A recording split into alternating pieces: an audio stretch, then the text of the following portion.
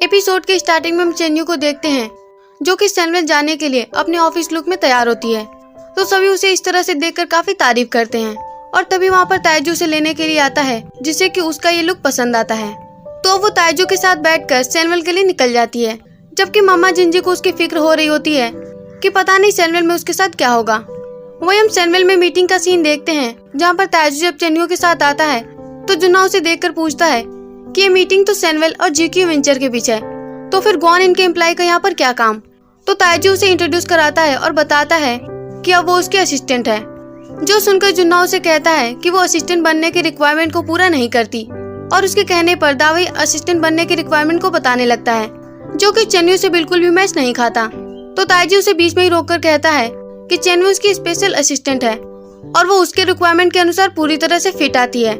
तो अब जुन्ना भी उसे कुछ नहीं बोल पाता और फाइनली मीटिंग स्टार्ट होती है जहाँ पर सू प्रेजेंटेशन देता है, लेकिन चेन्यू को तो कुछ भी समझ नहीं आ रहा होता, इसीलिए वो अपने ख्यालों में खोई होती है। जो देखकर यूनी उसे कहती है कि वो तो लोकल है ना, तो वो कुछ सजेशन क्यों नहीं देती। लेकिन चेन्यू तो काफी ज्यादा शौक होती है क्योंकि उसे तो वीआई का मतलब भी नहीं पता होता। तो ताइजू उसे वीआई का मतलब समझाता है, जिसे सुनने के बाद उसे थोड़ा बहुत समझ जाता है, लेकिन फिर भी वो उनकी हेल्प नहीं कर पाती और न ही उन्हें सजेस्ट कर पाती है। और फाइनली कॉफी के लिए ब्रेक होता है तो चेन्यू मिस्टर जैंग के असिस्टेंट जाओ के साथ कॉफी लाने के लिए जाती है, जहाँ वो जाओ से मीटिंग में सारे कंफ्यूजन को क्लियर करने लगती है। तो जाओ यहाँ पर उसकी काफी ज्यादा हेल्प करता है, जिसके बाद वो कॉफी लेकर मीटिंग में आती है, जहाँ पर मिस्टर जैंग चेन्यू के द्वारा लिखा गया प्रेजेंटेशन देखकर उसका मजाक उड़ाने लगते हैं और उसे अपना प्रेजेंटेशन दिखाकर कहते हैं कि ये होता है प्रोफेशनलिज्म। तो ताइजू उन्हें कहता है कि चेन्यू यहाँ पर नहीं है, इसीलिए उसे सारी चीजें नहीं पता, लेकिन वो जल्दी उसे सिखा देगा।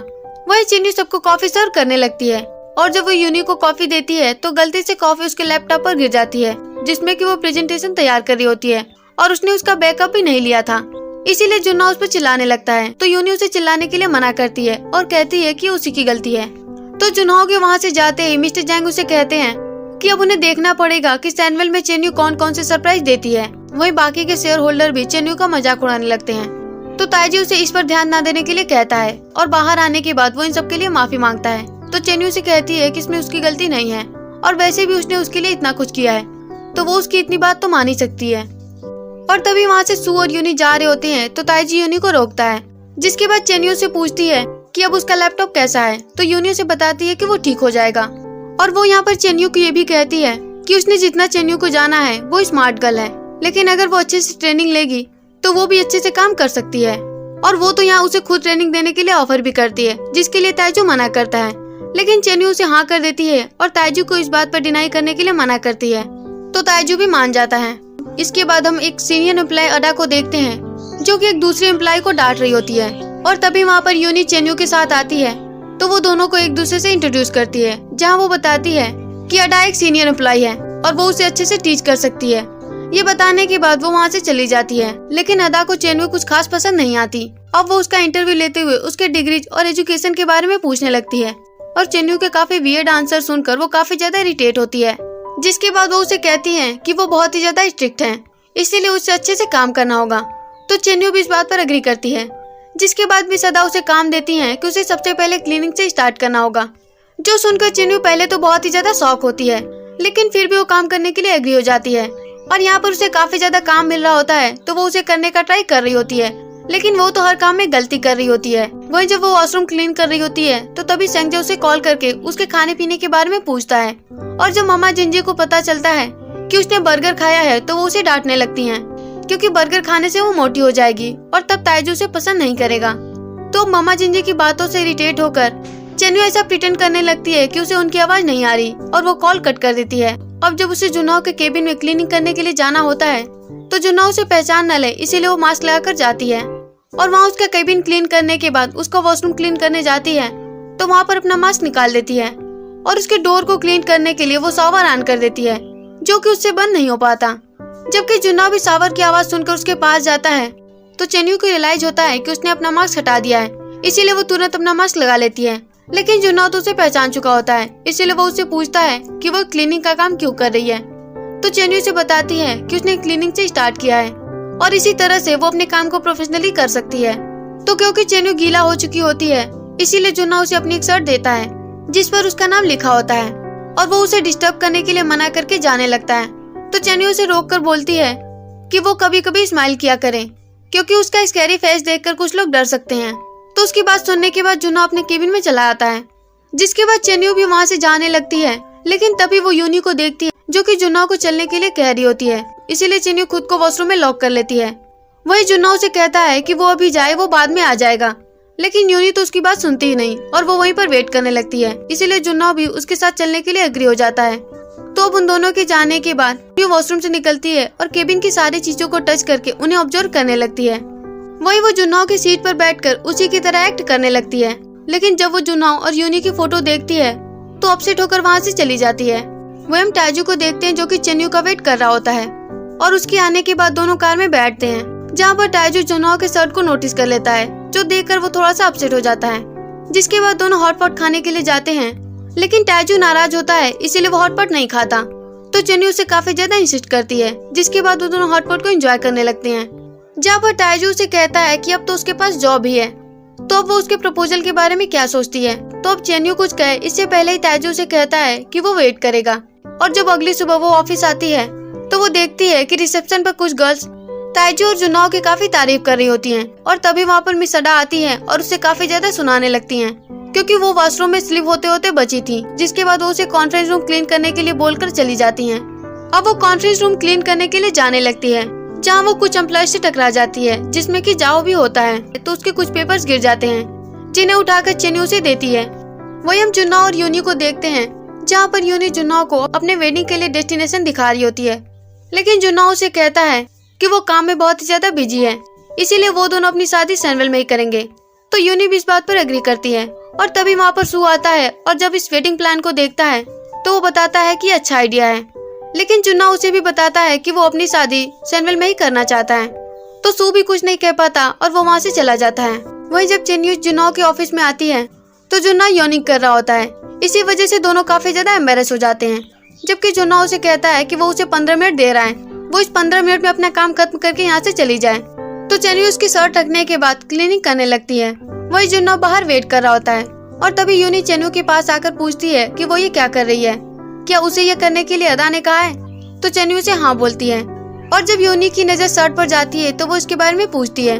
तो चेन्नू उसे सारी बात बता देती है, जिस पर यूनी उसे कहती है कि वो इस शर्ट को रख सकती है, क्योंकि जुन्ना किसी के द्वारा यूज की गई चीज को दोबारा नहीं पहनता। ये कहकर यूनी चली जाती है। जबकि चेन्नू वैक्यूम क्लीनर से क्लीनिंग करने लगती है, लेकिन उसका प्लग ओपन हो जाता है। तो वो फिर से प्लग लगाती है, लेकिन ऑन होने की वजह से कुछ पेपर हवा में उड़ जाते हैं। तो उन सारे पेपर को कलेक्ट करने लगती है, लेकिन फिर भी एक पेपर छूट जाता है। वही जब जुन्ना अपने केबिन में आता है तो उसे वहाँ पर चेन्नू नहीं दिखती, लेकिन वो अपनी शर्ट पर एक नजर डालता है और वो अपने डॉक्यूमेंट पर नजर डालने लगता है। तो उसे पता चलता है कि वहाँ से एक पेपर मिसिंग है, इसीलिए उसे लगता है कि चेन्नू ने किया है। तो वो देवई को कॉल करके चेन्नू को ऑफिस आने के लिए कहता है। और तभी वहाँ पर यूनी आती है, जो कि उसे परेशान देखकर उसकी वजह पूछती है। वही हम चेन्नू को देखते हैं, जहाँ पर उसके क्लीनिंग इंस्ट्रूमेंट में वो पेपर मिलता है और उसे लगता है कि ये जाओ का होगा। और तभी उसे ताइजू का कॉल आता है, तो वो उसे इग्नोर करके जाओ को वो पेपर देती है। अब जाओ को तो पता होता है कि ये पेपर उसका नहीं है, लेकिन फिर भी उसे रख लेता है। और तभी दावे उसके पास आकर बताता है कि मिस्टर जुन्ना उसे बुला रहे हैं। तो चेन्नू उसके साथ जुन्ना के ऑफिस में जाती है, जहाँ पर उसे पता चलता है कि उसके क्लीनिंग की वजह से जुन्ना का एक इम्पोर्टेंट पेपर मिसिंग है। तो अब जुन्ना उसके लिए उसे ब्लेम करने लगता है, जिस पर चेन्नू सारी चीजें क्लैरिफाई करती है और बताती है कि वैक्यूम क्लीनर की वजह से कुछ पेपर हवा में उड़ने लगे थे, लेकिन उसने बाद में उसे कलेक्ट करके रख दिया था। लेकिन जुन्ना बहुत ही ज्यादा गुस्सा होता है, तो वो उसे निकल जाने के लिए कहता है, इसीलिए दावाई उसे बाहर लेकर जाता है। जबकि जुन्ना गुस्से में उस शर्ट को भी फेंक देता है। तो अब चेन्नू पूरे ऑफिस में उस पेपर को ढूंढने लगती है और तभी वहाँ पर ताइजू उसे ढूंढता हुआ आता है। तो उसके पूछने पर चेन्नू उसे पूरी बात बता देती है। तो ताइजू भी इस पेपर को ढूंढने में उसकी हेल्प करने लगता है। वही हम जुन्ना को घर जाते हुए देखते हैं, जहाँ वो रास्ते में यूनी से कहता है कि अब वो चेन्नू को फायर कर देगा। जबकि सीन चेन्नू और ताइजू पर शिफ्ट होता है, जो कि सुबह तक उस नोट को ढूंढ रहे होते हैं, लेकिन उन्हें वो पेपर कहीं भी नहीं मिलता। और तभी चेन्नू के पास अडा आकर बताती है कि वो जल्दी ही फायर होने वाली है। तो अब चेन्नू और ताइजू कंपनी के बाहर उदास बैठे होते हैं, जहाँ पर ताइजू से समझाने की कोशिश करता है कि कोई भी उसे फायर नहीं कर सकता और वैसे भी ये सैमुअल की गलती है। लेकिन चेन्नू तो यही सोच रही होती है कि आखिरकार उसने वो पेपर कहाँ रख दिया और उसने गलती क्या की। और तभी उन दोनों को जाओ की बात सुनाई देती है, जो कि फोन पर किसी से बात कर रहा होता है। तो दोनों चुप कर उसकी बातें सुनने लगते हैं। जहाँ जाओ उस पेपर को लेकर एक डील कर रहा होता है। तो अब ये सब कुछ सुनने के बाद ताइजू उसे बताता है कि शायद जाओ कोई स्पाई है, जो सुनकर चेन्यू काफी ज्यादा शॉक होती है। अब क्योंकि उनके पास कोई प्रूफ नहीं होता है तो वो ये बात जुनहो को नहीं बता सकते थे, लेकिन ताइजू के पास एक अपना प्लान होता है। वही हम सू को मिस्टर जांग के साथ देखते हैं, जहाँ पर वो फिर से भड़काने की कोशिश करने लगते हैं। तो सू उन्हें पेपर लीक होने के बारे में बताता है, जिसे सुनने के बाद मिस्टर जांग काफी ज्यादा खुश होते हैं। वही हम चेन्यू को देखते हैं, जो कि जाओ को नोटिस कर रही होती है, और जब जाओ पानी पी रहा होता है तो वो जानबूझकर पानी उसके ऊपर गिरा देती है और क्लीन करने के बहाने उसका फोन अपने नैपकिन में छुपा लेती है। जबकि जाओ वहाँ से चला जाता है तो चेन्यू उसका फोन ले जाकर ताइजू को देती है, जिसके बाद दोनों एक IT प्रोफेशनल के पास जाते हैं, जो कि फोन से डाटा निकालकर इन दोनों के फोन में सेंड कर देती है। जिसके बाद चेन्यू फोन रिटर्न करने के लिए जाओ के पास जाती है और उसे उसका फोन देती है, जो कि जाओ को भी थोड़ा बहुत वियर्ड लगता है, लेकिन फिर भी वो अपना फोन लेकर चला जाता है। जिसके बाद चेन्यू ताइजू के पास आती है। तो अब बस उन्हें ये पता करना रह गया था कि जाओ ने वो फाइल छुपाकर कहाँ रखी है। जबकि चेन्यू से थैंक यू बोलते हुए कहती है कि अगर वो उसकी हेल्प नहीं करता तो उसे समझ ही नहीं आता कि उसे करना क्या है। तो ताइजू से कहता है कि जुन्हो को उनका थैंकफुल होना चाहिए, क्योंकि उन दोनों की वजह से उन्होंने एक स्पाई को पकड़ लिया है। जिसके बाद दोनों मिस्टर जैंग और जाओ की बातें सुनने लगते हैं, क्योंकि उन्होंने जाओ के फोन में ट्रैकर लगाया हुआ था। और तभी मम्मा जिंजी चेन्यू को कॉल करती हैं, तो चेन्यू उन्हें बताती है कि वो आज रात घर पे नहीं आएगी। तो मम्मा जिंजी उसे खाना खा लेने के लिए बोलती हैं, जबकि ताइजू चेन्यू को अपने साथ अपने अपार्टमेंट में लेकर जाता है, जहाँ पर चेन्यू जब उसका कलेक्शन देखती है तो वो उसे काफी ज्यादा पसंद आता है। ये वही कलेक्शन होते हैं जिसे ताइजू ने अपने ट्रैवलिंग के दौरान कलेक्ट किया था। जिसके बाद ये दोनों बैठकर फिर से जाओ की बातें सुनने लगते हैं, जिसे सुनते हुए चेन्यू सो जाती है। तो ताइजू उसे उठाकर ले जाता है और अपने रूम में सुलाने के बाद खुद बाहर आकर सोफे पर सो जाता है। अब अगली सुबह जब चेन्यू की नींद खुलती है तो वो खुद को ताइजू के रूम में देखती है, और जब वो बाहर आती है तो देखती है कि ताइजू ने ब्रेकफास्ट रेडी किया है, जो जानकर वो काफी ज्यादा शॉक होती है, क्योंकि उसे पता नहीं होता कि ताइजू को खाना बनाना भी आता है। तो ब्रेकफास्ट करने के साथ साथ ताइजू चेन्यू को अपने अपार्टमेंट की कीज देते हुए कहता है कि जब भी उसकी मर्जी हो वो यहाँ पर आ सकती है। अब फाइनली ये दोनों सैनवेल जाते हैं, जहाँ वो फिर से जाओ की बात सुनते हैं, और तभी वहाँ से जुन्हो और देवई पास होते हैं। तो चेन्यू जुन्हो को उसके बारे में बताने का बहुत ट्राई करती है, लेकिन जुन्हो तो उसकी बात सुनता ही नहीं। इसीलिए ताइजू दावाई से फेवर मांगता है। जिसके बाद दावाई उनके बताए जगह पर जुन्हो को लेकर जाता है, जहाँ वो ताइजू और चेन्यू को भी देखता है। तो देवई उसे उन पर ट्रस्ट करने के लिए कहता है, तो वो उन पर ट्रस्ट करके अंदर जाता है। तो वो वहाँ पर जाओ को उसी पेपर के लिए किसी से डील करते हुए देखता है। तो चेन्यू उसे बताती है कि वो ऐसा नहीं कर सकता, क्योंकि उसने मौका देखकर उस पेपर को चेंज कर दिया था। इसीलिए असली पेपर ना मिलने की वजह से डीलर भी गुस्सा होकर चला जाता है, जबकि चेन्यू जुन्हो को उसका पेपर वापस करती है।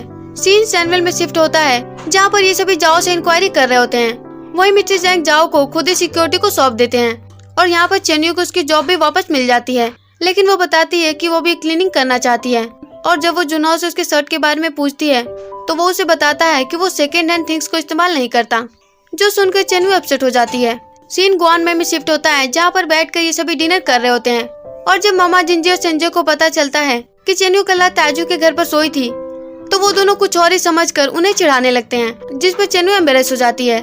लेकिन हम देखते हैं कि ताइजू तो इस बात पर खुश होता है।